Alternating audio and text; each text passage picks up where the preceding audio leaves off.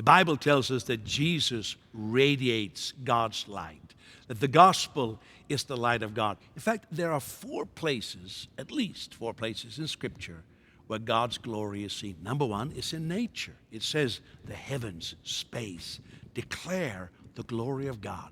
From the vastness of endless space down to the smallest subparticle of an atom, God's glory, God's majesty is seen. Secondly, God's glory is seen in the face of Jesus. That's 2 Corinthians chapter 4, in the face of Jesus. What does that mean? Well, the face represents all of us. And so you could say just the glory of God is in Jesus. You know, if you take a passport photo, you take a photo of your face. You don't take the back of your head. You don't take your hand. And now they say, we want your face because the face represents you. So when you look at the totality of Jesus, you see God's light. Oh, religion that separates people, that puts people down, that alienates people, that tells people that they're separated from God. Jesus comes and he lights up that grotesque, dark mindset. And he says, look at me. Look at how I deal with people.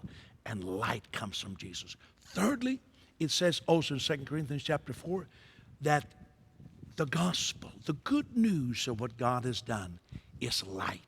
And sometimes people's eyes are blinded. They can't see the light of the gospel because their eyes are blinded. They're dark. So that's why we teach the gospel. Our seminars around the world with pastors are called gospel revolution seminars because we want people's, pastors especially, their minds to be lit up with an understanding of the light of God in the gospel. And then, last of all, 2 Corinthians chapter 4 tells us that God's light shines in our heart.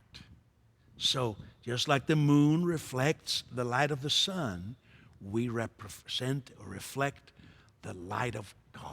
We see God as he is. This corrupt God who wants payments, whether in the form of our prayers or worship or giving in order to do anything for us, that God, we're done with that God.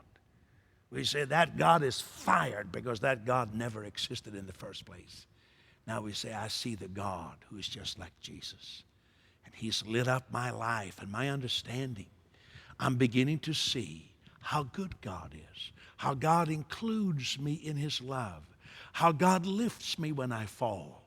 And you begin a whole new walk, and you walk in this light. And the darkness will never have power over you. So walk in the light because you have it shining in you.